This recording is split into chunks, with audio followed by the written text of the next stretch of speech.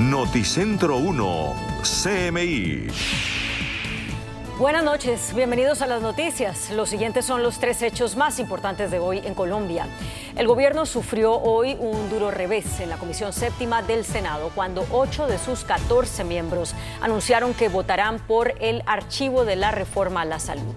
Aunque la reforma a la salud quedó prácticamente desahuciada, el presidente Gustavo Petro anunció que no la retirará. El jefe de Estado advirtió que el sistema de salud es insostenible y que si el Congreso no tramita el proyecto, el gobierno no tendrá otra opción que intervenir. Vamos a hablar más de esta noticia en nuestra emisión nacional a las 9 de la noche. La Sala Plena de la Corte Suprema de Justicia eligió hoy a la penalista Luz Adriana Camargo como la nueva fiscal general de la Nación. Camargo viene de una vida de carrera en la rama judicial. Su elección estuvo precedida por una polémica, la renuncia de una de las candidatas. Ampliación de esta noticia en nuestra emisión nacional a las 9 de la noche. El empresario Felipe Rocha se entregó hoy a las autoridades luego de que la juez que lleva su caso ordenara su detención. Rocha es señalado de conformar una pirámide con negocios al parecer falsos de engorde de ganado, en los que resultaron afectados reconocidas figuras del país. Antes de entrar a la fiscalía, Rocha mostró su arrepentimiento por los daños causados y se excusó ante las cámaras de Noticentro 1 CMI. Ahora Rocha deberá continuar su proceso judicial en la cárcel mientras inicia el juicio por la millonaria estafa. Hablaremos más de esta noticia en nuestra emisión nacional a las 9 de la noche. Las siguientes son las noticias más importantes del mundo hoy.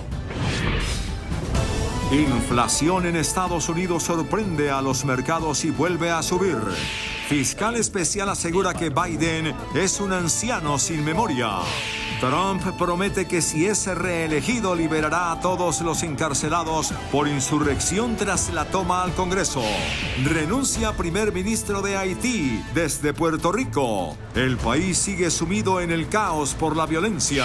Choca avión militar ruso. Mueren 15 soldados. Alerta en Río de Janeiro por toma de rehenes en un bus. Hezbollah lanza 100 cohetes contra el norte de Israel. La inflación interanual de Estados Unidos subió al 3,2% en febrero, lo que pospone la posibilidad de una baja en las tasas de interés por parte de la Reserva Federal.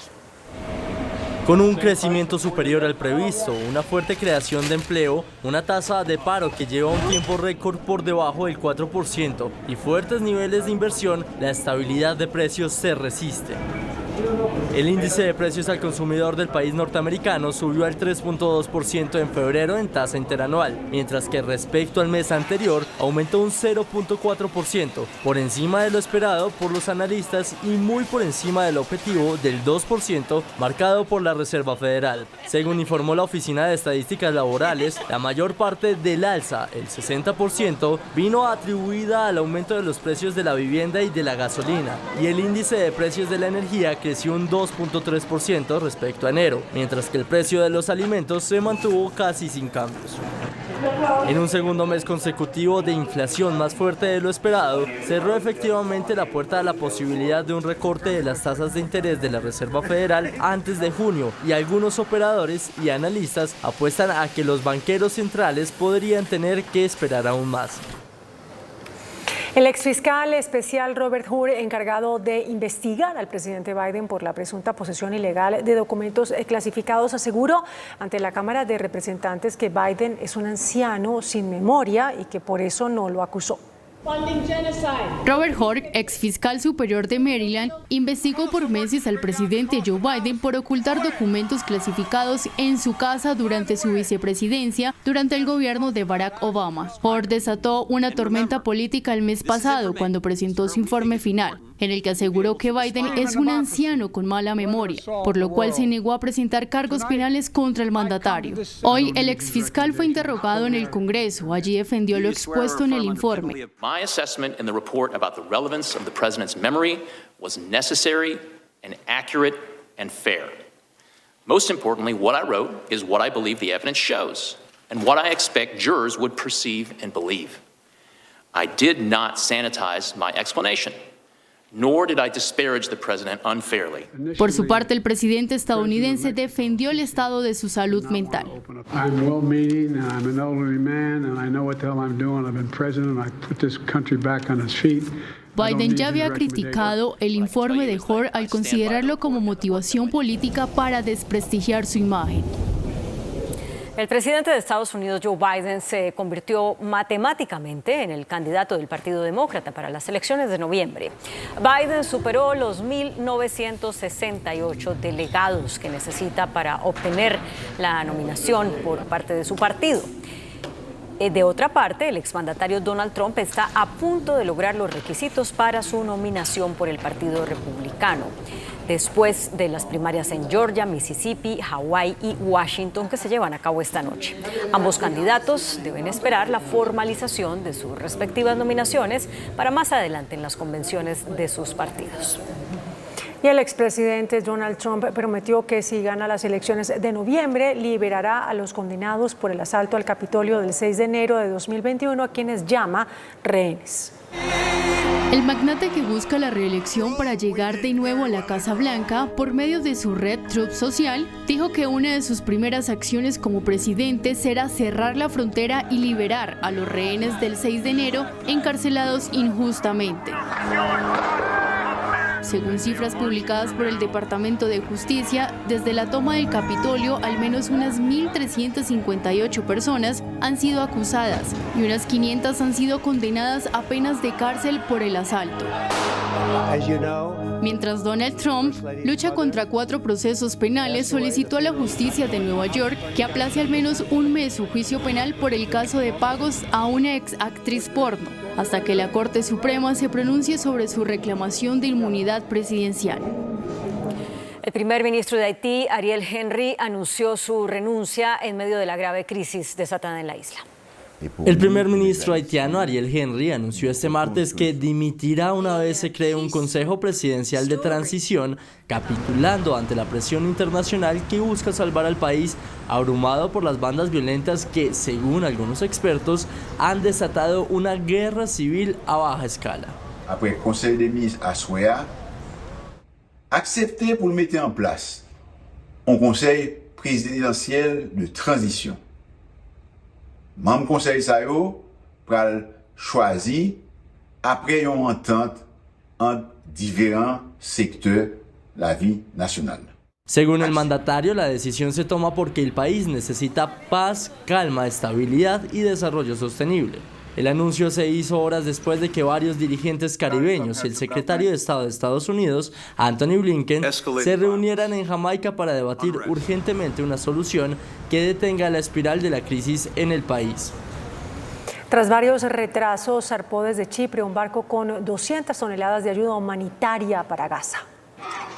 Ante el difícil acceso terrestre de ayuda humanitaria a Gaza por los constantes enfrentamientos entre Israel y Hamás, se logró otra forma de hacer llegar suministros de alimentación y médicos a la franja, y así mitigar la crisis humanitaria que cada vez se agudiza. Se trata de un barco de la ONG española Open Arms, el cual transporta 200 toneladas de ayuda. The main objective of this mission is to open a maritime humanitarian corridor to Gaza. And the objective is that this one will be the first one of a sustainable and scalable corridor to get this humanitarian aid coming into Gaza in the following weeks and months.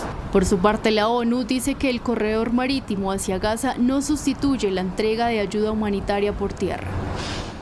El grupo Hezbollah disparó desde el Líbano más de 100 cohetes hacia el norte de Israel en uno de los mayores ataques de los últimos meses.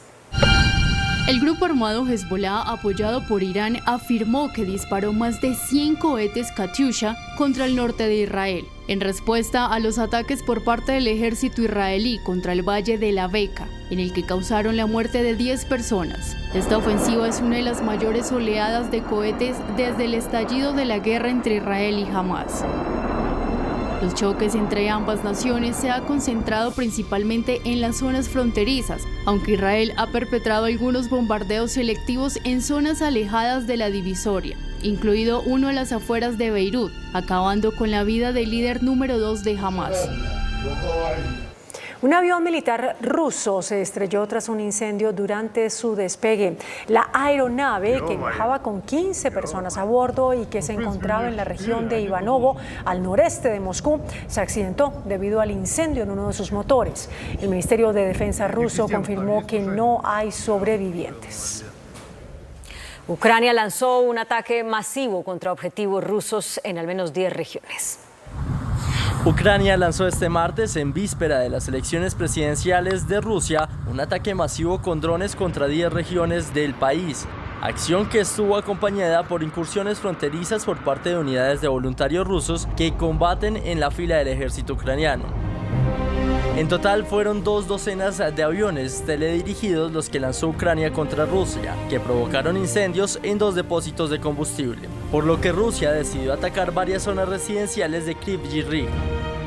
Según el presidente ucraniano Volodymyr Zelensky, en este bombardeo hay más de 3 muertos y 38 heridos. Un hombre secuestró a los pasajeros de un bus en Río de Janeiro. Dentro del vehículo había 16 personas, entre estas personas un niño y 3 ancianos. Según las autoridades, el secuestrador, quien contaba con antecedentes penales por robo a mano armada, se entregó luego de varias horas y está bajo arresto. Argentina inició acciones diplomáticas contra Venezuela después de que el gobierno de Nicolás Maduro prohibiera que las aeronaves del país austral puedan sobrevolar por el espacio aéreo venezolano. El gobierno argentino señaló que la medida del gobierno del presidente Nicolás Maduro está relacionada con el caso del avión venezolano Boeing 747, retenido en Argentina desde junio de 2022 y que fue enviado en febrero pasado a Estados Unidos. El gobierno de Javier Milei anunció que acudirá a Naciones Unidas. Estados Unidos confirmó que está viviendo su invierno menos frío de los últimos 130 años. El invierno en Estados Unidos está por llegar a su final, marcando un récord como la estación menos fría para los 48 estados continentales en los últimos 130 años. Así lo anunció la Oficina Nacional de Administración Oceánica y Atmosférica del país. Un total de 1.327 ciudades rompieron récords de temperatura altas diarias durante el mes. La extensión del hielo en los grandes lagos alcanzó su mínimo histórico, con solo el 2.7% de su superficie cubierta de hielo. Este aumento de temperatura significativamente superior a la media trajo consigo una notable reducción en las cantidades de nieve y de hielo habituales, exacerbando la sequía en el medio oeste y afectando negativamente a las economías locales. Según los científicos climáticos, este fenómeno es un indicador claro del calentamiento global provocado por las emisiones del efecto invernadero producidas por las actividades humanas.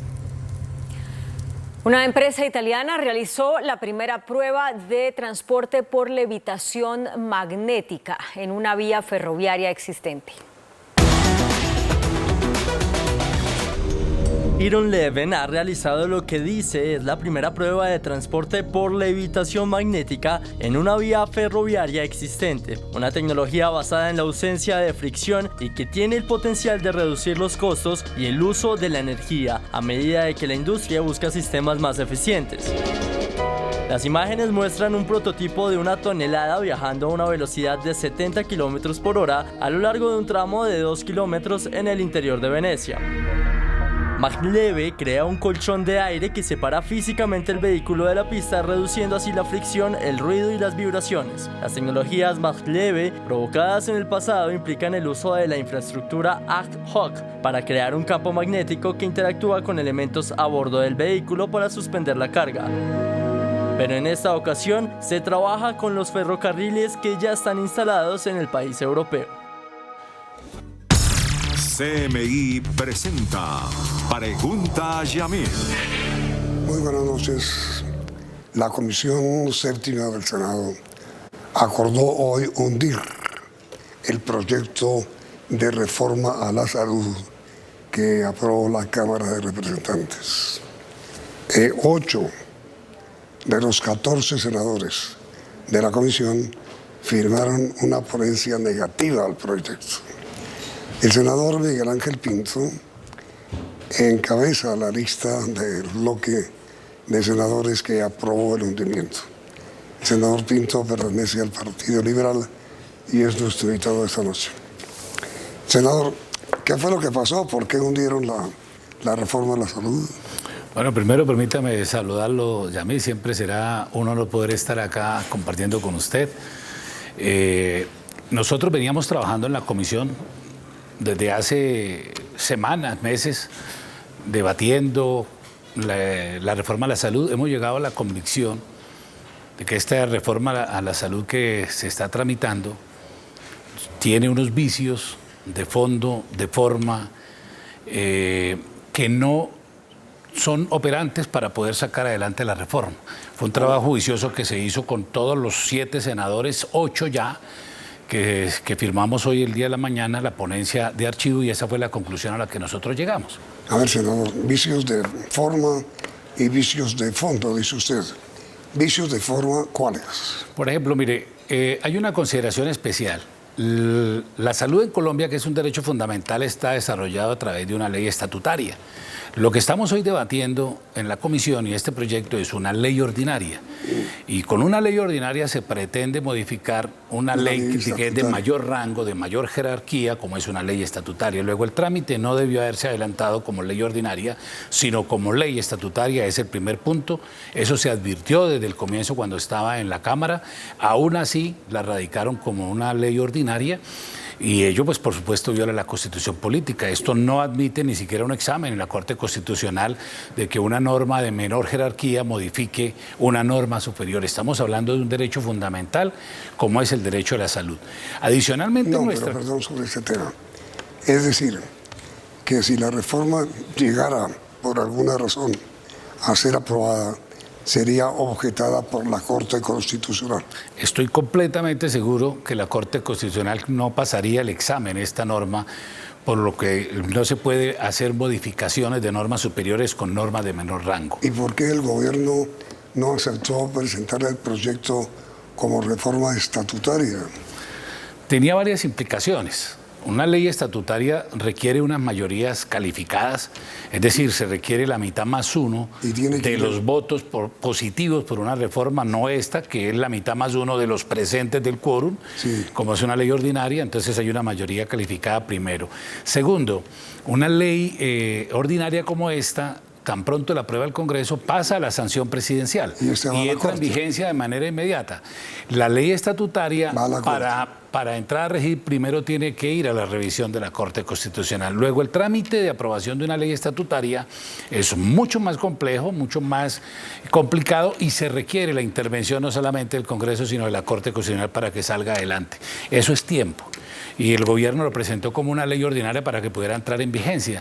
Eso de por sí, desde el comienzo, ya estaba violando el trámite legislativo, y este ya es un proyecto que se vuelve inconstitucional. Esa es una primera razón. Pero al interior de nuestra comisión, en la Comisión Séptima de Senado, nosotros no hemos hecho la primera sesión desde que empezó la legislatura del 16 de febrero, que es cuando arranca el trámite del proyecto.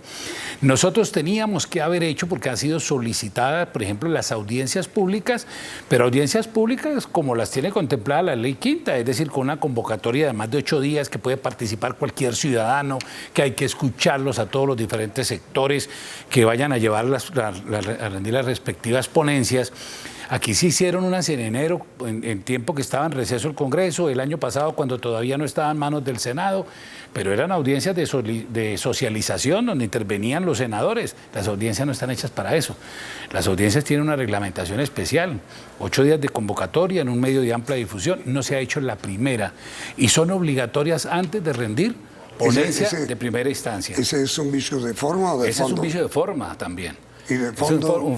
Eso es un vicio de trámite. Nosotros estábamos adelantando la semana pasada, por ejemplo, unas mesas técnicas, escuchando la diferente opinión. No habíamos expresado todavía nuestro sentir con respecto al proyecto porque queríamos escuchar a todos los actores del sistema. No lo permitieron. La semana pasada, un grupo de senadores radicaron una ponencia positiva sin haber terminado ni siquiera ese trámite. Eso nos llevó a que teníamos que trabajar esta semana en rendir nuestra ponencia. El día de hoy la comisión iba a anunciar los proyectos, no se hizo la comisión de manera extraña cuando radicamos hoy la ponencia. Nosotros consideramos que no podíamos rendir ponencia positiva, no solamente por estas razones de tipo legal. Hoy en este momento la Comisión no tiene el dictamen del Ministerio de Hacienda. A nosotros no nos han entregado el documento, es decir, el Ministerio de Hacienda no sabe ni siquiera cuánto cuesta hoy la reforma, ni de dónde van a sacar la plata. Sí, lo segundo parecería ser lo más importante porque el ministro de Hacienda dijo que no tenía los recursos para hacerlo. No hay los recursos en la salud, nos ha expresado que va a rendir un informe una vez aprobemos el proyecto para saber cuánto vale, pero resulta que en el trámite legislativo el concepto favorable de los proyectos de gobierno, se requiere ese concepto favorable del Ministerio de Hacienda, que hoy no lo tenemos, no nos lo han entregado, pues difícilmente se puede tramitar un proyecto en estas consideraciones. Pero además también consideramos que las modificaciones que hoy requiere el sistema de salud no pasa por cambiar un sistema completo como el que hoy tenemos. Volver estatal el sistema de salud, que manejen los recursos a través de los CAP y que los recursos vayan a manos de los secretarios de Hacienda en los municipios o los secretarios de Salud, que son los que van a manejar los giros, es retroceder 30 años en la historia de Colombia. La corrupción que se vivió en la época del Seguro Social no la puede volver a repetir el país. Se ha probado que los funcionarios públicos en ese nivel, donde pasan a manejar las cuentas para poderlas pagar a los hospitales, no es el mejor trámite. Si bien hay que establecer unos requisitos, digamos hoy, para atender los problemas de las EPS en el control de los giros, pasa por la superintendencia.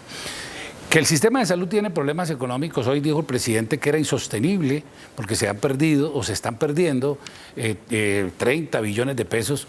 Yo, por ejemplo, y nosotros hicimos unas consideraciones en los temas de medicamentos, que es hacerlo el trabajo por el tema del INVIMA, que el gobierno haga el control de precios de los medicamentos en Colombia. Nosotros los tenemos los más costosos del mundo. Un medicamento que vale en Europa 5 euros, que son menos de 30.000 pesos, en Colombia valen 330.000 pesos, es decir, como 11 veces. El margen de utilidades hoy de las farmacéuticas, ya a mí para que usted tenga una noción, el país gasta 30 billones de pesos en medicamentos. A las farmacéuticas no les cuesta ni siquiera 10 billones de pesos, los otros 20 billones se van en utilidades. ¿Por qué el gobierno no entra a renegociar con todas esas farmacéuticas internacionales, a controlarles el precio, que se ganen? Sí, por supuesto, pues esos son sectores privados, pero es que de esos 10 billones que invierte se puede ganar 5 y los otros 15 se los ahorra el país para invertirlo en el sistema de salud. Ahí están los recursos que hoy están haciendo falta para poder llevar la salud al sector rural. Una de las consideraciones que nosotros tenemos es que estamos de acuerdo con el gobierno en que hay que llevar la salud a esos sectores más necesitados, a los sectores rurales, pero no podemos acabar lo que hoy existe en las regiones que funciona bien, con temas por solucionar, por supuesto, en una mini reforma, pero no tenemos ni los médicos ni los especialistas para que se vayan a las zonas rurales. Eso pasa por el Ministerio de Educación, que se pueda ampliar la posibilidad de tener muchos más médicos y muchos más especialistas, obligándolos, por supuesto, a que antes de graduarse, por ejemplo, ejerzan efectivamente su año rural que nos garantiza a nosotros tener los médicos en el sector rural. Hoy no hay médicos. Hoy nos hablan a nosotros de crear centros de salud en todas las veredas. Eso suena bueno.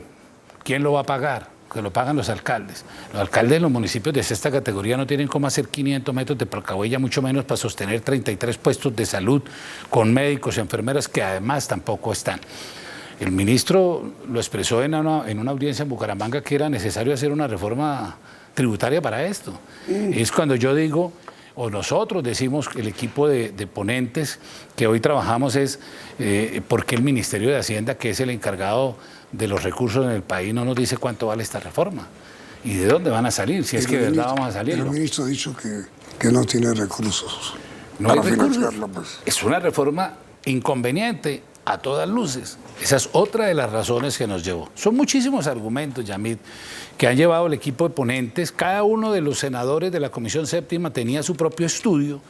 Lo que hicimos fue sentarnos a trabajar de manera conjunta, los 7 senadores, unificar ese esfuerzo, trabajar en una ponencia. Llegamos a la conclusión de que este proyecto de reforma, tal y como está establecido, es inviable.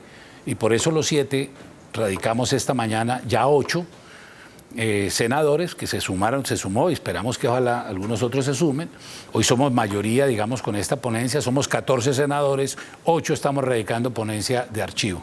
8 archivo, 4 aprobación Y 2 indecisos, ¿no? 2 que no han tomado una posición, si llevan ponencia alternativa, o pues para mí una ponencia alternativa es una ponencia positiva, ¿no? Pero mire, se modifican 2 o 3 artículos y ya.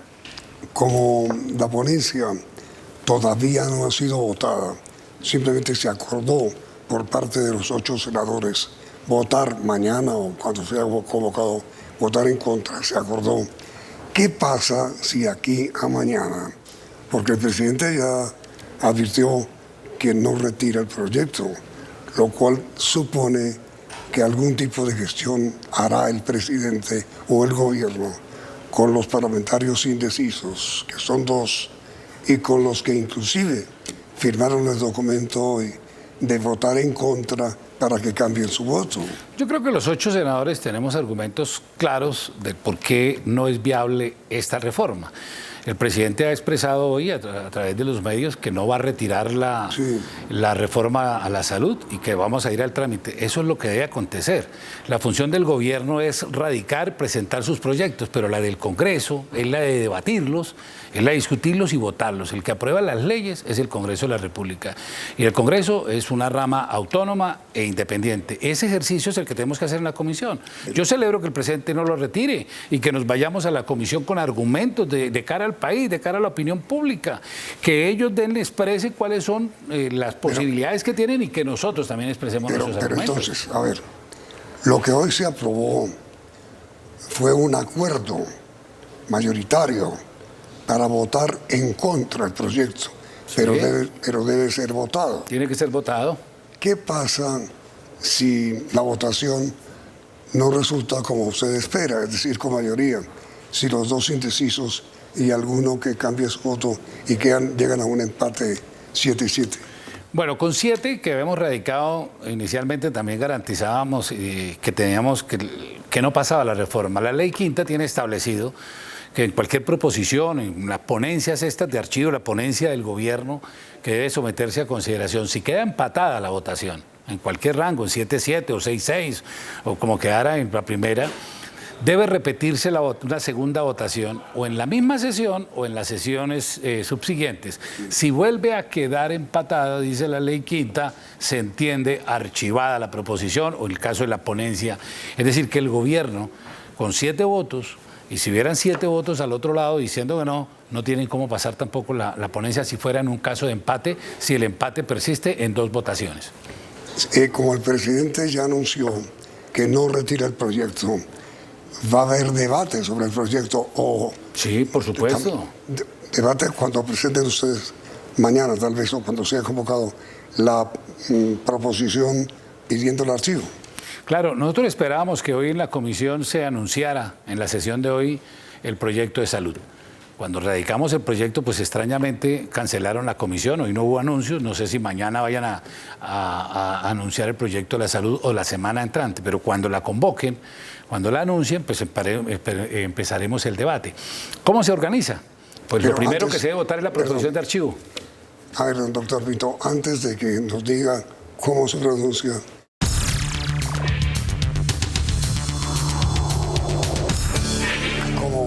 Como lo que hubo hoy, doctor Pinto, fue un acuerdo mayoritario de los miembros de la Comisión Séptima del Senado para votar en contra del proyecto de reforma a la salud. ¿Cómo va a ser el trámite de ahora en adelante?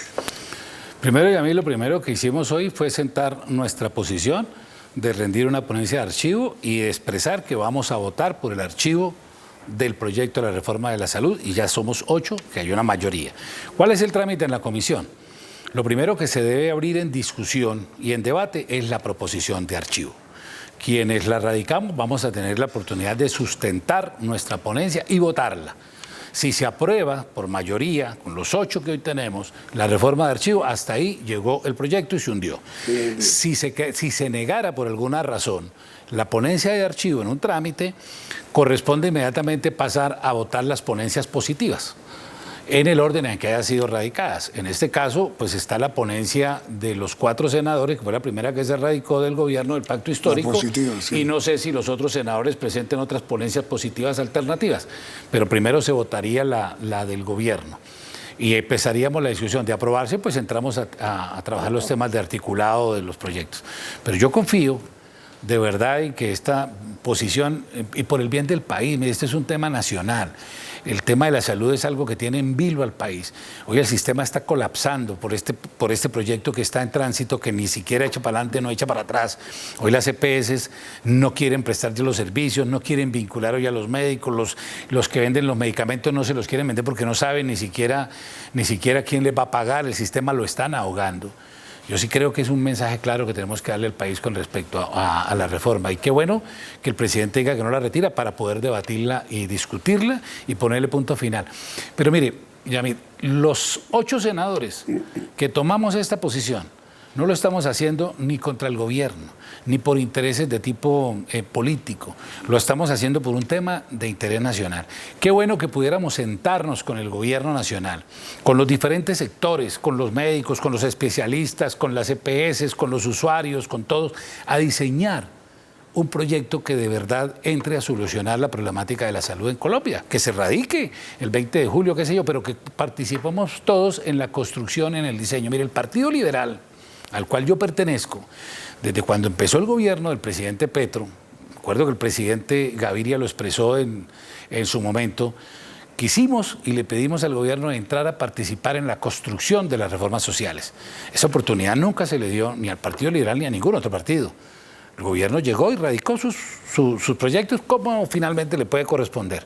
Pero hoy el trámite está en el Congreso y el Congreso, su autonomía, tiene que entrar a discutirlo. No participamos en el diseño, pero sí tenemos la obligación constitucional de debatirlo y de aprobarlo o de negarlo, porque esa es la facultad que tiene el Congreso de la República con su independencia. El gobierno las radica, las presenta, las defiende, las debate, pero nosotros también tenemos esa oportunidad. Y finalmente los que votamos, decidimos y hacemos las leyes es el Congreso de la República. Que queremos hacer buenas leyes, queremos que de verdad se trabajen proyectos en este tema de la salud que entren a beneficiar y corregir errores que tiene el sistema, que tiene varios. Eso es innegable, nadie lo está diciendo que no. Pero esta reforma tal y como está no lo soluciona. En nuestra consideración los agrava y acaba con un modelo de un sistema de 30 años para retroceder 30 años a un modelo estatal que ya fracasó en Colombia, que lo probamos en la época del Seguro Social, manejado por los políticos. Los políticos, yo soy político, pero nadie puede reconocer que los temas de salud de los secretarios, de los diferentes funcionarios en lo regional, no son los más idóneos para manejar los recursos de la nación. Ahora mire, doctor Pinto, usted bien sabe, al fin y al cabo fue presidente del Senado, presidente de la Cámara, y usted tiene un largo camino recorrido político. Usted bien sabe que los gobiernos, y todos los demás gobiernos, tienen instrumentos y mecanismos para lograr que en el Parlamento los parlamentarios cambien su posición para apoyar al gobierno. Eso existe, en todos los gobiernos ha existido. ¿No existe el peligro de que eso ocurra ahora? Bueno, eso es innegable. Digamos que las herramientas del gobierno a través de participación burocrática o de inversión en las regiones o lo que sea, haga que partidos o representantes o senadores terminen acompañando sus reformas. Como usted lo dice, eso es innegable. Yo creo que hoy los 8 senadores que firmamos la ponencia de archivo no lo hicimos de un día para otro, lo hicimos con un trabajo concienzudo, con convencimiento de lo que estamos haciendo por el bien de este país, por el bien de nuestra salud, de sacar adelante. Yo no creo que hoy ninguno de los 8 vaya a retirar su firma. Quedaría muy mal ante el país que eso fuera así. Yo creo, además, entre otras cosas, si vamos a hacer el debate, allá va a estar toda la opinión pública, allá van a estar todos los medios de comunicación sabiendo quién no va a la sesión. ¿Quién se ausenta de la sesión de pronto para participar a un juego o quién cambia su voto? Pues será la responsabilidad de cada uno de ellos. Yo confío, creo, porque el trabajo que se hizo de cada uno en sus aportes, fuimos convencidos de que lo mejor que podíamos hacer por el país y por la salud de los colombianos era presentar un proyecto de archivo, una ponencia de archivo, parar este reforma que está en el Congreso, que no le conviene al país, y sentarnos a trabajar en un proyecto nuevo diferente. Ese es el convencimiento de todos. Yo creo, mis compañeros de la Comisión Séptima, creo que hoy la posición que tomaron ha sido una posición de honor, responsable con el país, y yo confío en que ninguno se va a mover. Porque eso ha ocurrido, ¿no? Usted recuerda bien que se ausentan.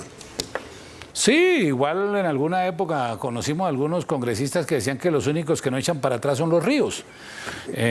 Bueno, pues yo creo que aquí ninguno de los 8 estamos con ese convencimiento y nos vamos a mantener.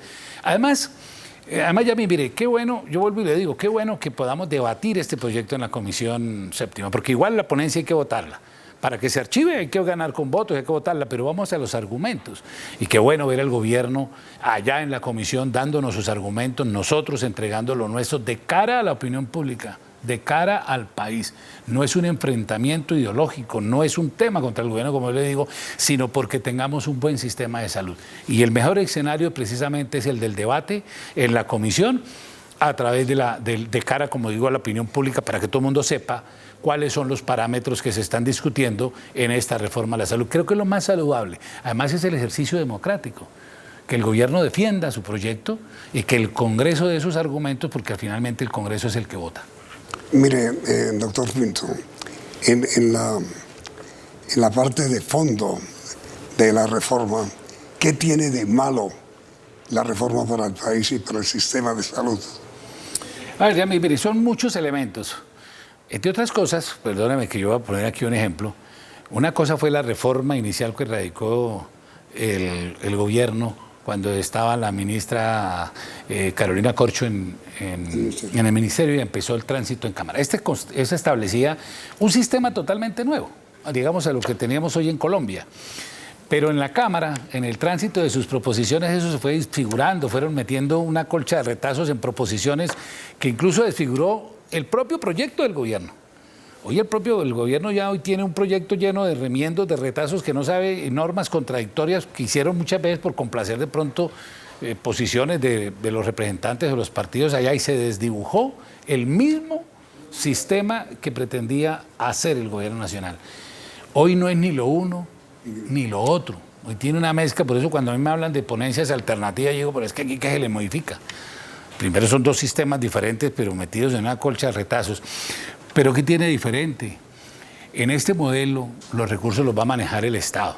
Todo, desde las farmacias, desde las entregas de medicamentos, absolutamente todo manejado por el Estado, con funcionarios públicos. Y uno pregunta, si hoy ni siquiera las oficinas de pasaportes que expiden 1 millón de pasaportes tal vez en el año, son capaces de atenderlo, ¿cómo van a atender 3 millones de citas diarias los funcionarios públicos? A través de la burocracia que se genera en los hospitales, a través de la burocracia que va a generarse en las secretarías de salud, los recursos de la salud se van a desviar por ese lado. Y nos estamos quejando de que nos falta plata precisamente en el sistema de salud. Entonces aquí es estatizado. Aquí es un sistema de competitividad porque igual hay una EPS pública que puede entrar a competir con EPS privados. Si lo que falta es control en el manejo, pongamos los controles, démosle herramientas, démosle dientes a la Superintendencia de Salud. En el tema de los medicamentos, que ese desfogue de más de 20 billones que se pierden porque no hay un control de medicamentos, lo haga el Estado. Recuperamos cerca de esos recursos para el sistema de salud que pasa por ese otro escenario y entonces podemos trabajar de otra manera mucho más práctica un nuevo proyecto. Y mire, doctor Pinto, la pregunta final. En el Senado de la República, la oposición expuesta por la ponencia negativa que presentaron ustedes hoy o que presentarán en la Comisión Séptima del Senado, ¿tiene suficiente apoyo? ¿Está de acuerdo con esa proposición? Sí, la claro. mayoría del Senado. ¿En la plenaria? Sí. Bueno, hoy la decisión está en comisión, ¿no? Sí. O sea, en comisión tiene que votarla. Si llegara a pasar de comisión, va a la plenaria. El Senado en pleno está de acuerdo.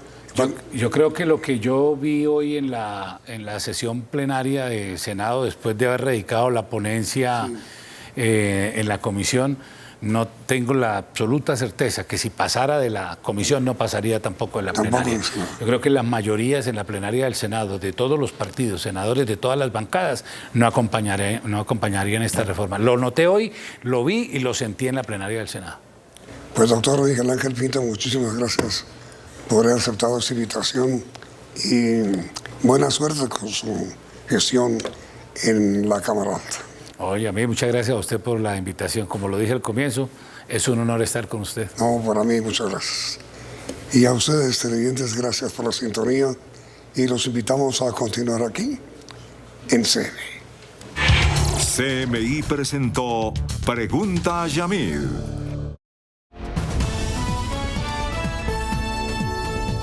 Noticentro 1, CMI. Se hunde reforma a la salud. En comisión del Senado se acuerda ponencia que la niega. 9 senadores de todos los partidos firman hundimiento y solo 4 de pacto histórico la respaldan. El presidente responde que no retirará reforma a la salud. La CPS propone mesa de diálogo sobre reforma a la salud. Moción de censura contra Minsalud en la Cámara y contra Mindefensa en el Senado. Luz Adriana Camargo, elegida nueva fiscal general de la Nación por la Corte Suprema. Ojalá la fiscalía se vuelva pulcra, dice el presidente Petro. Se seca embalse de Guatapé. Grave escasez de agua en varias regiones. Rusia responde a Colombia sobre caso de helicópteros. Se entrega promotor de pirámide ganadera. Iniciamos nuestra segunda hora de noticias. El gobierno sufrió hoy un revés en la Comisión Séptima del Senado de la República. Una mayoría de los miembros de esa comisión anunció que votará para que el proyecto de reforma a la salud sea archivado. Si la votación fuera hoy, la iniciativa se hundiría. La suerte de la reforma a la salud en la Comisión Séptima del Senado parece estar echada. Si la votación fuese hoy, estaría hundida esta reforma considerada bandera por el gobierno del presidente Gustavo Petro. La Comisión Séptima tiene 14 miembros. 9 de ellos están en contra de la reforma. Miguel Ángel Pinto, del Partido Liberal. Nadia Blel y José Alfredo Marín, del Partido Conservador. Lorena Ríos, senadora de Colombia Justa Libres. Berenice Bedoya, de la Alianza Social Independiente. Honorio Enríquez y Alirio Barrera, del Centro Democrático. Norma Hurtado, del Partido de la U. Y en la tarde, en la plenaria, anunció su voto negativo también Ana Paola Agudelo, del Partido Mira. El gobierno solamente tiene, a favor de la reforma, 4 votos. Marta Peralta, presidenta de la comisión, y Ferney Silva, ambos del Pacto Histórico. Lo mismo que Wilson Arias, senador vallecaucano. Y Omar de Jesús Restrepo, del Partido Comunes, es decir, antiguo militante de las FARC. Y hay un indeciso, el senador Fabián Díaz, de la Alianza Verde. Esta mañana lo hicimos los 7, ahora pues gracias se suma aquí Norma y ya somos 8 en la Comisión Séptima, lo cual garantiza que ya la reforma a la salud no tiene cómo pasar en la Comisión Séptima. Lo que nosotros hoy hemos hecho es actuar en coherencia con una solicitud de marco fiscal de mediano plazo que nunca llegó. Después de los análisis responsables y el estudio juicioso de los diferentes textos y también de las intervenciones en las audiencias públicas y en las mesas técnicas, que definitivamente el debate se tiene que dar de otra línea, pero no en esta línea. Esta reforma no es la reforma que necesita el país. Son muchísimos temas que llegamos a la conclusión y siendo muy coherentes, no es la reforma que necesita Colombia, es una reforma consensada con todos nosotros y con las empresas o las instituciones que ya tienen la experiencia. Se ha obrado con coherencia, con disciplina, pensando en la salud de los colombianos. Estos 8 están más firmes que un riel de un tren. Ante estos argumentos de los senadores en bloque que dicen que votarán no por la reforma a la salud, la ponente en la Cámara de Representantes, Marta Alonso, del Pacto Histórico, acudió hasta el Senado de la República a decir que ganó el lobby de las empresas que tienen intereses en la salud y que los perjudicados son los colombianos más necesitados. Creo que queda confirmado que es un congreso corporativista, es un congreso que obedece más a los intereses de sectores privados que hacen lobby aquí que a los intereses del pueblo colombiano que les ha elegido para estar acá. No obstante, ante este panorama negativo para la reforma de la salud en la Comisión Séptima del Senado, el gobierno no da el brazo a torcer, buscará que haya una ponencia negativa, intentarán seducir al senador Fabián Díaz de la Alianza Verde para que la haga y así lograr convocar a quienes dicen que no votan la reforma a la salud. Por el momento, la suerte para la reforma es que no tiene los votos del gobierno suficientes para aprobarlas. Se hundiría en Comisión Séptima del Senado. Por su parte, el presidente Gustavo Petro descartó retirar la reforma a la salud. El mandatario advirtió que el sistema es insostenible y señaló que si el Congreso no aprueba la reforma, el gobierno tendrá que intervenir la CPS. Aunque la reforma a la salud agoniza en el Congreso, el presidente Gustavo Petro dijo que no la retirará. Para nada vamos a retirarla. El Congreso sabe cuál es la consecuencia de hundir la reforma a la salud. El sistema actual no es sostenible, punto. Advirtió que si el legislativo no tramita el proyecto, el sistema de salud colapsará y el gobierno no tendrá de otra que intervenir. La mayoría de las EPS, no todas, pero la mayoría, incumplieron las normas y hay billones de pesos en las llamadas reservas técnicas perdidos. Así que el gobierno entra a actuar. El INRI va a quedar sobre el Congreso, que no fue capaz de hacer una reforma de salud cuando más se necesitaba. Insistió en el llamado al Congreso para que tramite la reforma pese al ambiente adverso. Es absolutamente imprescindible, porque hay por lo menos 35 billones de pesos perdidos y este gobierno no va a dejar perder el dinero público. El gobierno insistirá en la necesidad de modificar el sistema de salud. La presidenta de la Asociación de Empresas de Medicina Prepagada SEMI, que agrupa las EPS, Ana María Vesga, propuso la apertura de un diálogo nacional sobre la reforma al sistema de salud. La presidenta de ASEMI, agremiación de EPS, afirmó que la posibilidad de que la reforma a la salud se hunda abre una puerta para sentarse a dialogar sobre las fallas del sistema actual. La reforma, como estaba planteado, no avanzaba en esas mejoras, sino que por el contrario profundizaba sus actuales problemas. Y es una oportunidad para poder convocar, ahora sí, a un gran diálogo alrededor de lo que requiere el sistema de salud, que sea un diálogo amplio y donde participen todos. Incluso sin reforma hay varias propuestas para modificar algunas rutas de atención. Buscar cómo llegar con un enfoque diferencial a las zonas apartadas. Es real que hay dificultades de acceso en muchas regiones. Es muy probable que allí quepa un modelo público, de alianza público-privada mediante un modelo mixto, con la nueva EPS actuando en los territorios en coordinación con las EPS, por ejemplo. Creemos que es muy importante, definitivamente sí, fortalecer esas estrategias de atención primaria. Le respondió también el presidente de la República sobre la posibilidad de actuar como gobierno en el destino del sistema. El sistema tiene una institucionalidad, una legalidad, y todo debe hacerse en el marco de esa institución y de esa legalidad. No lo leemos como una amenaza, creo que la invitación es más bien a que construyamos y avancemos todos en el sistema en el marco de esa institucionalidad. Afirmó que tanto EPS como Estado tienen compromisos. Particularmente en lo que refiere a las EPS, nosotros no podemos parar en mejorar y tenemos que plantear estrategias para mejorar la experiencia de los usuarios todos los días a lo largo del sistema. Las EPS también proponen una redistribución de afiliados para tener un manejo eficiente. El ministro de Salud, Guillermo Alfonso Jaramillo, atendió un debate de moción de censura en la Cámara de Representantes y aseguró ante los congresistas que el sistema no está desfinanciado e insistió en la necesidad de adelantar una reforma a la salud. El ministro Guillermo Alfonso Jaramillo vivió uno de sus días más movidos desde que asumió la cartera de salud, pues mientras en el Senado se fraguaba el posible hundimiento de la reforma a la salud, en la Cámara enfrentaba un debate de moción de censura. Los citantes acusaron al ministro de desfinanciar el sistema. Ministro, yo creo que el gobierno está siendo víctima de la intransigencia y eso no significa que este sistema no deba ser objeto de modificaciones, de mejoras, como han dicho algunos. Todos, señor ministro, estamos conscientes de que hay oportunidades de mejora. Pero lamentablemente el proyecto que usted presentó, no presentó usted, perdón, lo presentó la exministra Carolina Corcho y usted adoptó como propio, realmente no resolvía los problemas, los agravaba y como tanto se ha dicho acá y como tanto insistimos desde esa zona de la Cámara de Representantes, no había cuentas claras de cuánto le iba a costar eso a los colombianos. No sé cuál sea la razón, señor ministro, para usted haber firmado 1.000 millones de pesos en un convenio para movilizarse en un avión propio por todas las regiones, cuando de hecho hay una directriz de austeridad por parte del gobierno nacional. A su turno, el ministro de Salud aseguró que el gobierno ha cumplido con los pagos a las EPS y dijo que poco se habla de los negocios externos de dichas empresas. Dicen que les va muy mal, que no tienen plata, que están arruinados, que la EPS que se acabó, pero resulta que tienen unas utilidades que a mí a mí me gustaría tener este entramado empresarial.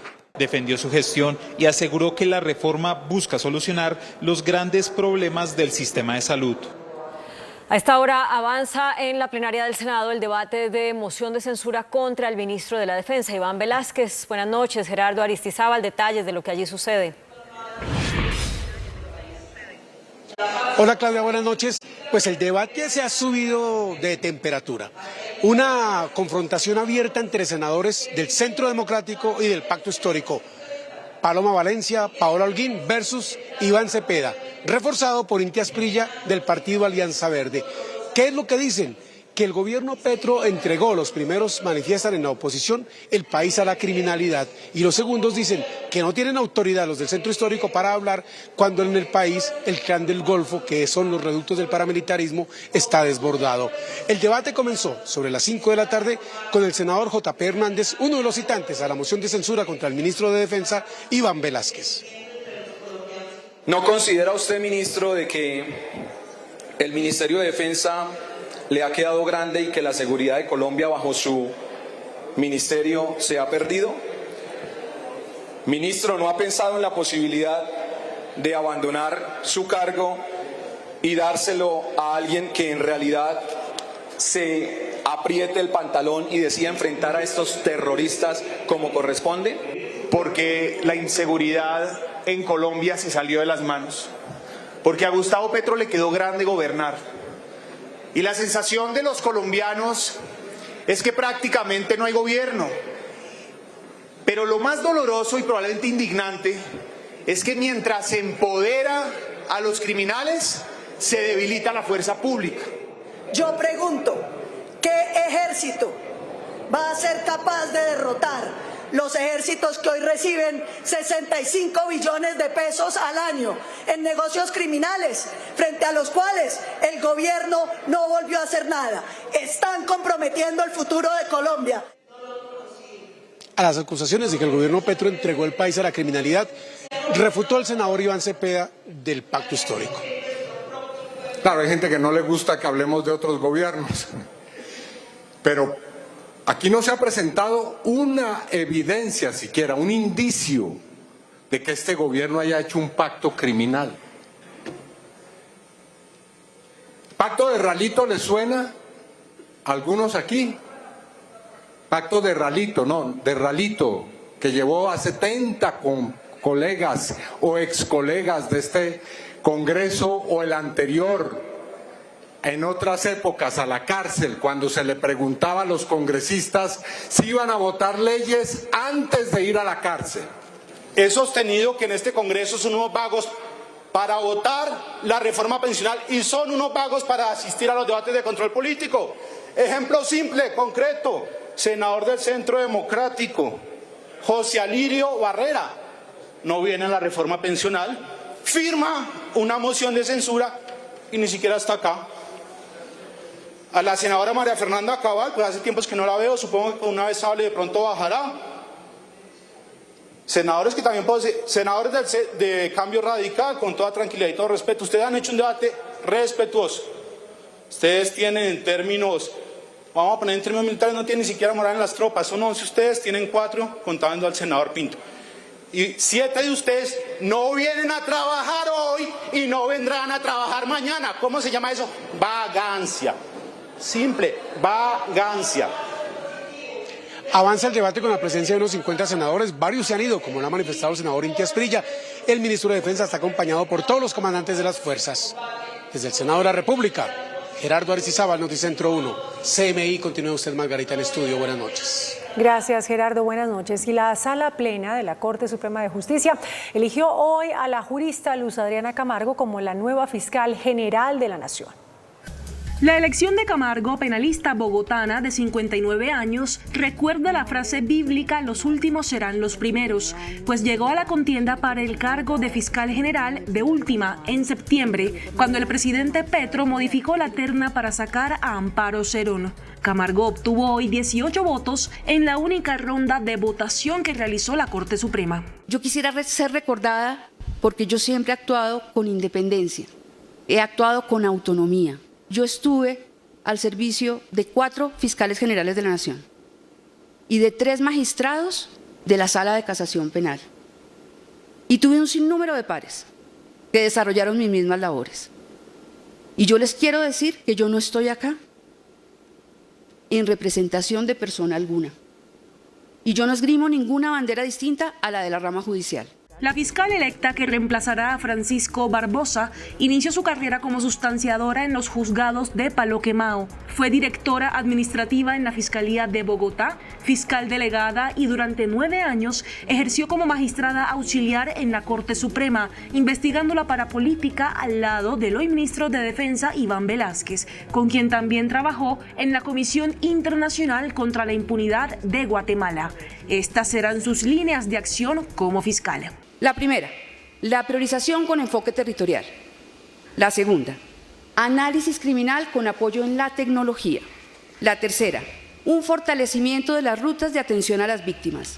La cuarta, un incremento en la utilización de los instrumentos y mecanismos de la justicia premial y mejora en la calidad de la participación de los fiscales en el juicio. Camargo no dio declaraciones hoy, pero se reunió con el presidente de la Corte Suprema, que le notificó el acto administrativo de su elección. El presidente de la Corte Suprema de Justicia, Gerson Chaverra, reveló detalles de la elección de la nueva fiscal general. Habló sobre los retos que tendrá la nueva funcionaria. A pocos minutos de iniciar la sala extraordinaria para la elección de fiscal, la candidata Amelia Pérez apareció en la Corte radicando su carta de renuncia, pero su dimisión, presuntamente motivada por haber perdido su liderato, no detuvo a la Corte. La presentación de una renuncia a 10 minutos de iniciar la sala plena extraordinaria para elegir la nueva fiscal general de la Nación era absolutamente inane, por cuanto ya el proceso de consolidación de la terna estaba determinado. Además, la sala también en punto de deliberaciones consideró que no es competente para resolver sobre la presentación de una renuncia, por cuanto que conforma la terna es el presidente de la República. Esto espera la Corte de la nueva fiscal. Que las actuaciones de la Fiscalía General de la Nación, que van a estar conducidas por la doctora Luz Adriana Camargo, se desarrollen bajo el principio de la objetividad, de la transparencia y de la imparcialidad. Tras la elección con la renuncia de Amelia Pérez, se abre un debate jurídico y algunos hablan de potenciales demandas. A la Corte no le preocupa futuras demandas porque la Corte actuó bajo una conciencia jurídica, bajo un análisis razonable. El presidente Gustavo Petro le pidió a la nueva fiscal general de la Nación, Luz Adriana Camargo, darle un viraje a la entidad, erradicar las mafias y volverla pulcra. El presidente Gustavo Petro fue cauto al referirse a la elección de Luz Adriana Camargo como nueva fiscal general de la Nación. La eterna responsabilidad mía.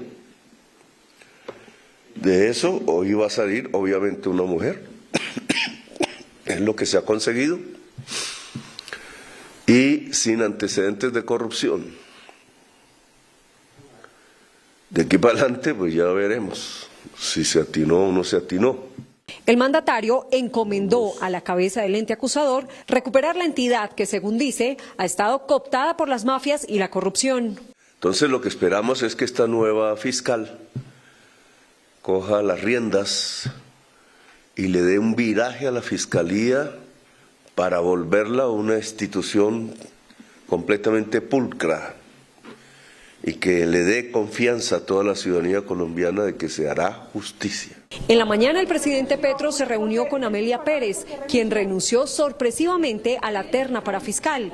Pese a la insistencia, Pérez se abstuvo de entregar declaraciones sobre lo conversado con el jefe de Estado. Permítame. Doctora Amelia, una declaración breve. ¿Por qué decidió presentar la renuncia el día Después de hoy? hablaré, hoy no, por favor. ¿Sí? ¿Cómo le fue con el presidente? Qué pena, discúlpenme, no tengo opiniones al respecto, no voy a hablar. La reunión en la Casa de Nariño se extendió por más de 3 horas.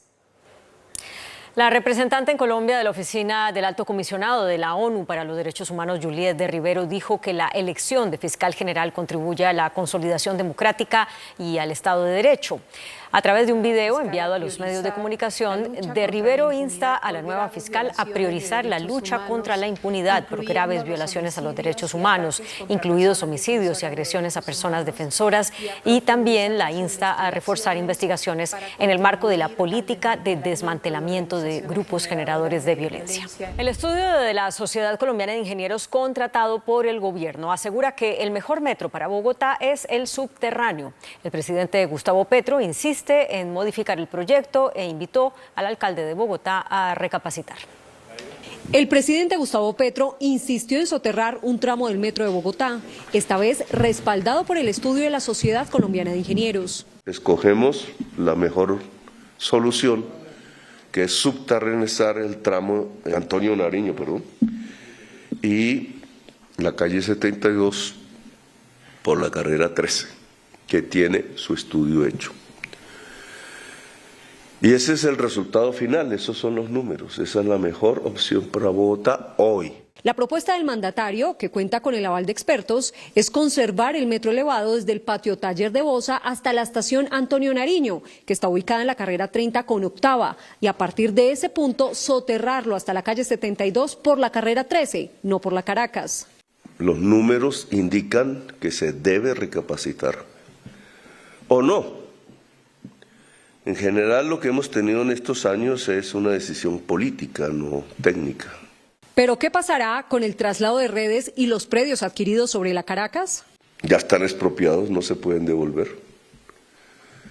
pero sirven de espacio público en la Caracas. Cambiar el proyecto implicaría más de 3 billones adicionales que serían asumidos por la nación y 4 años más de obra. Es decir, el metro ya no entraría en operación en el 2028, sino en el 2032. Eso en la práctica no afecta a lo que tenemos en curso como compromiso de la nación. El alcalde Carlos Fernando Galán tendrá la última palabra sobre el metro de la capital. El jueves habrá una reunión entre el mandatario y el ministro de Transporte para analizar los resultados del estudio.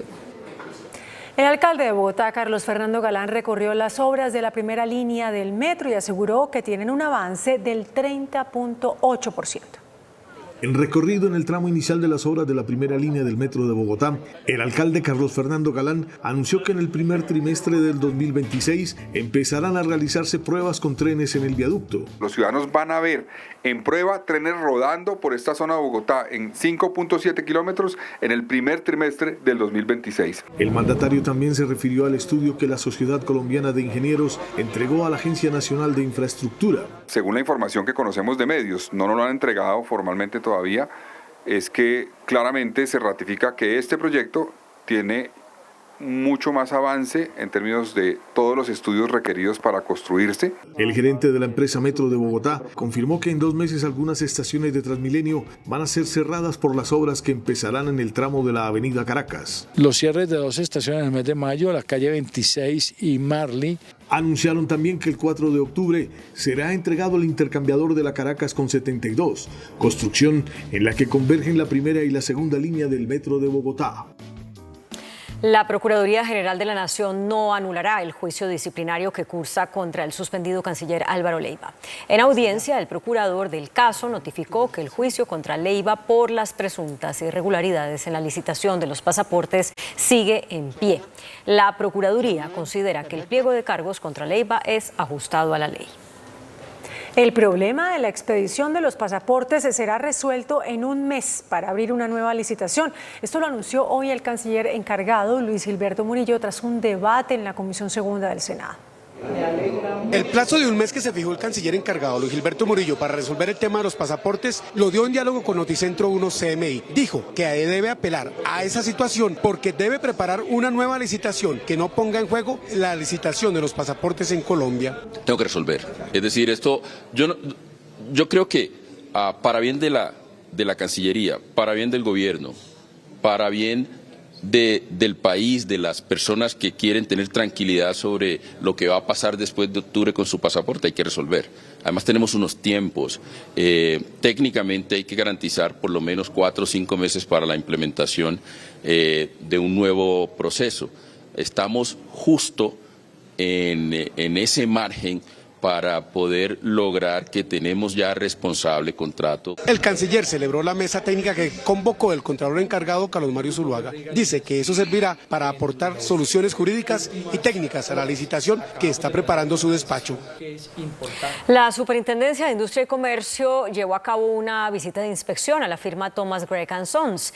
Esta, que es la empresa encargada del contrato de los pasaportes, recibió la visita del ente supervisor en el marco de una demanda por colusión instaurada en 2021.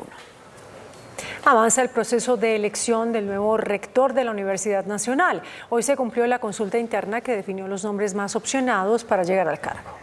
De los 5 finalistas, 2 obtuvieron la mayor votación. Leopoldo Alberto Múnera, con el 34.3% de los votos, lleva más de 30 años como profesor de Derecho en esa universidad. El segundo lugar lo ocupó Raúl Sastre, con un 22.6%. Es médico cirujano y docente de la Facultad de Medicina. Los otros 3 finalistas se llevaron votaciones inferiores al 9%. El total de votos superó los 36.000. El próximo 21 de marzo, el Consejo Superior Universitario deberá elegir al nuevo rector. El impacto del fenómeno del Niño se observa claramente en el embalse del Peñol en Guatapé, Antioquia. Su nivel está por debajo del 50%. Así se ve desde el aire el embalse de El Peñol Guatapé, en el oriente de Antioquia. Por la sequía se formaron islas de lodo y enormes playas de barro seco. Según EPM, el nivel está por encima del 45%, una reducción histórica por los estragos del fenómeno del Niño. En general en el país se está afectando, porque la generación de energía hidráulica ha caído y la generación de energía térmica ha aumentado. El directivo aseguró que por ahora no se estima racionamiento y también habló del panorama en el embalse de Hidroituango. Ituango está en un poco más del 8%. ¿Por qué? Porque Ituango, estamos hablando del río Cauca. El río Cauca es un río muy caudaloso y el sistema es diferente, tenemos un río caudaloso. En el caso de Peñol lo que hacemos es acumular agua, aquí se acumula menos. Están operando las 4 unidades de Ituango y entregando energía al país. Y aclaró que hoy la energía hidráulica representa el 60% de la que se produce en el país y la energía térmica el 30%. Hay alerta en el municipio de Yumbo, en el Valle del Cauca, por desabastecimiento de agua provocado por el fenómeno del Niño. A través de un comunicado, en las últimas horas, la empresa oficial de servicios públicos de Yumbo lanzó una alerta por desabastecimiento de agua en este municipio del Valle del Cauca. En estos momentos pues tenemos un nivel crítico del río, ha bajado aproximadamente el 50% de su caudal que podemos captar. De 70 litros por segundo que son captados normalmente en el río Yumbo, actualmente solo circulan 35 litros por segundo, a lo que se suma la incapacidad para cargar los 3 pozos profundos que abastecen de agua al municipio, lo que ha reducido en un 60% la capacidad de esta empresa de acueducto. El exjefe paramilitar Salvatore Mancuso envió una carta al expresidente Álvaro Uribe en la que le advierte que su regreso al país no es un complot contra él. El exjefe paramilitar Salvatore Mancuso afirmó a través de esta carta pública que su regreso al país no es un complot en contra del exmandatario Álvaro Uribe Vélez y que no busca que lo judicialicen. Mi retorno al país no guarda ninguna relación con conspiraciones. No tengo ningún interés en usted ni nada en contra suya, doctor Uribe, o de quienes son o fueron sus aliados y apoyos económicos y políticos. El Centro Democrático, del que es líder el expresidente Uribe, respondió por medio de este trino. El delincuente Mancuso es un cínico. Se necesita haber asesinado a más de 5.000 personas y participar en más de 50.000 hechos criminales para ser interlocutor de un criminal como Mancuso. La extradición de Mancuso y otros 13 jefes paramilitares fue para evitar que siguieran asesinando desde la cárcel de Itagüí. Mancuso permanece recluido en la cárcel La Picota en Bogotá. Tiene pendientes 2 audiencias ante magistrados de justicia y paz para resolver su libertad como gestor de paz. La embajada de Rusia en Colombia se refirió al caso de los helicópteros del ejército colombiano que están en tierra por falta de repuestos. Aseguró que Colombia ha impedido el mantenimiento de las aeronaves. Por medio de este documento, la embajada de Rusia en Colombia se pronunció luego de denunciarse que el mantenimiento de 11 helicópteros del ejército que están quietos en tierra en Tolemaida es por falta de repuestos provenientes de Rusia. se responsabilizó al gobierno colombiano al referirse en esta carta que se trata de un contrato suspendido desde 2022, aunque ya estaban firmados. En febrero de 2023, el ministerio otra vez detuvo el cumplimiento de sus obligaciones bajo los contratos vigentes y unilateralmente suspendió su ejecución. Señala que el ministro de Defensa, Iván Velásquez, suspendió la ejecución de los contratos firmados con la compañía rusa NASC S.A., contratada para realizar mantenimiento de helicópteros de la familia MI. La Embajada de Rusia afirma que durante todo el año pasado, la empresa ofreció al Ministerio de Defensa diferentes opciones para permitir seguir con el mantenimiento de los helicópteros. La compañía rusa nunca manifestó la imposibilidad de cumplir sus obligaciones y al contrario insistía en la ejecución de los contratos. Concluye el documento asegurando que Rusia está a disposición de la parte colombiana.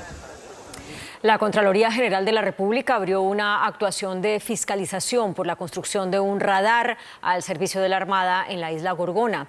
El proyecto de ampliación de una base de guardacostas y la instalación de un radar en Gorgona serán financiados por el Ministerio de Defensa con un presupuesto cercano a los $8 millones. Un grupo de congresistas y concejales anunciaron que demandarán el decreto con el que el gobierno promueve el programa de Jóvenes en Paz. Un grupo de senadores, representantes a la Cámara y concejales de la oposición anunciaron que demandarán varios decretos del gobierno nacional, arrancando con el de Jóvenes en Paz. Los impuestos de los colombianos para pagarle a los delincuentes, supuestamente para no matar. Pero todos sabemos, especialmente en los barrios de las ciudades, que lo que eso va a hacer es profundizar la violencia.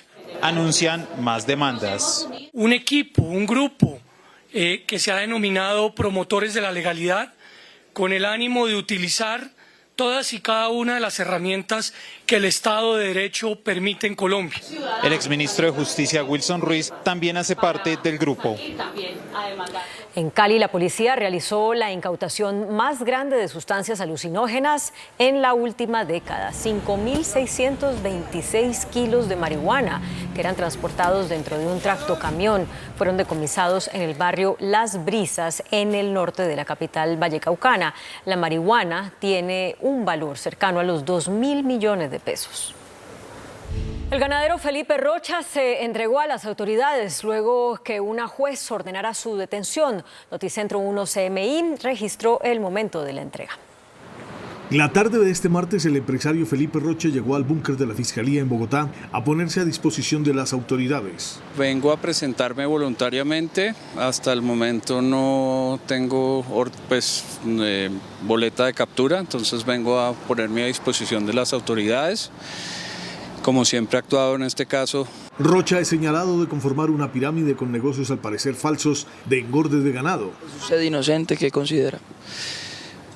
Hombre, pues yo lo que quiero decir es que yo vengo a poner la cara. Antes de entrar a la fiscalía mostró remordimiento por los perjudicados en el caso. Resarcir a todas las personas que estuvieron en esto, que todos fueron mis amigos, los conozco de toda una vida, a muchos no, a otros sí, repararlos, pagarles, ponerle la cara a la justicia y tratar de salir de toda esta pesadilla que ha sido el año pasado para mí y para todos ellos. Ahora el ganadero Felipe Rocha deberá continuar su proceso judicial en la cárcel mientras inicia su juicio por la millonaria estafa.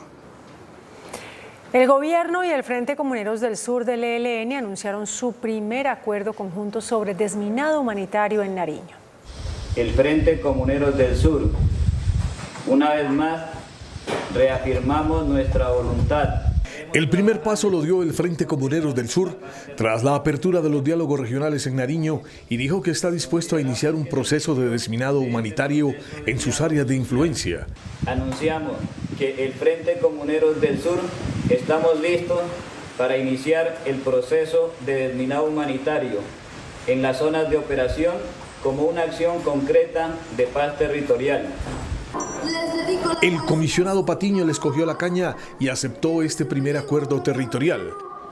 como consejero comisionado de paz, procedió a la constitución de un equipo operativo que permita la acción conjunta de instituciones estatales y de este frente para adelantar con éxito el desminado humanitario planteado para la transformación socioeconómica, el desarrollo y la reconciliación de la región.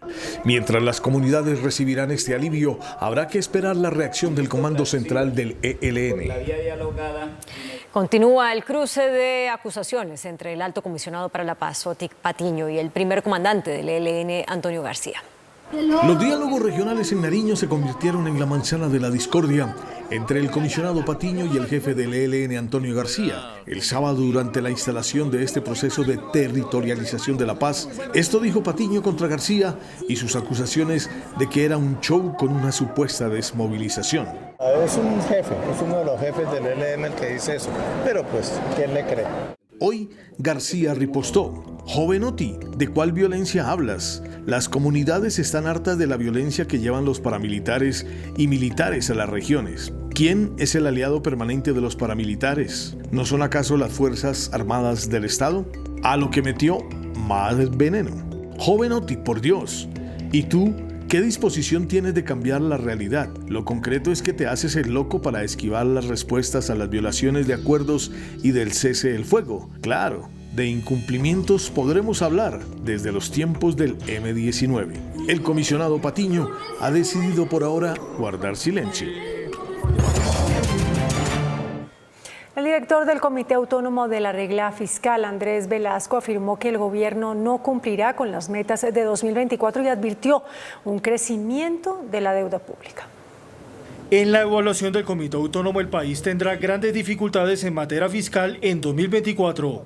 La preocupación se mantiene por los 10 billones de pesos que se mantienen en el plan financiero por concepto de procesos de arbitramiento y litigios de la DIAN. El organismo señala que estos ingresos no son fijos y generan un hueco fiscal para este año. La deuda aumentaría al 57% del Producto Interno Bruto PIB, lo que llevará a un alza del déficit fiscal al cierre del año de 4,3 a 5,3%. Falta un ajuste de 10 billones de pesos para que el gasto primario cumpla, que es el gasto sin contar los intereses, cumpla con la regla fiscal. El organismo le pidió al Gobierno Nacional una pronta decisión de lo que serán los incrementos en el precio de la CPM y evitar mayores presiones fiscales. Si no se soluciona ese problema, si los precios no se ajustan de la CPM, pues el problema puede ser más alto, cerca de los 10 billones o 8 billones de pesos. El gobierno tendrá que buscar o más ingresos o un recorte al gasto. La ministra de Agricultura, Jennifer Mujica, lanzó un nuevo plan de créditos para el sector por 382 mil millones de pesos. Se trata de nuevas líneas de crédito por 382 mil millones de pesos para el fortalecimiento del campo colombiano. Se tendrán más subsidios, nuevas líneas especiales con tasas que van desde el 3 al 5% efectivo anual y abonos al saldo de los créditos de los campesinos. En el sector cafetero se garantizarán 50 mil millones de pesos para la renovación de 100 mil hectáreas. Está recuperándose el sector, pero tiene que acelerarse. El diálogo de ayer se centró en cómo acelerar y fundamentalmente tiene que ver con las alianzas público-privadas y populares. A través de Finagro se destinarán 153.400 millones de pesos para el incentivo a la capitalización rural. Lo que buscamos es la accesibilidad a aquellos productores de bajos ingresos que han sido excluidos por el sector financiero. Se beneficiarán a más de 200.000 pequeños productores. La Superintendencia de Sociedades ordenó la apertura de un proceso de liquidación judicial sobre las empresas Muebles y Accesorios SAS y Dreamrest Colombia. De acuerdo con el titular de la cartera, Billy Escobar, el proceso se adelanta por el incumplimiento en la entrega de productos a sus clientes. Tampoco efectuaron pagos de los gastos de administración durante el proceso de reorganización. La inflación en Estados Unidos aumentó 3,2%. El primer ministro de Haití renunció al cargo y en Río de Janeiro un hombre secuestró un bus con varios pasajeros. Las noticias del mundo en Noticentro 1 CMI. La inflación interanual de Estados Unidos subió al 3,2% en febrero, mientras que respecto al mes anterior aumentó un 0,4% por encima de lo esperado por los analistas y muy por encima del objetivo del 2% marcado por la Reserva Federal.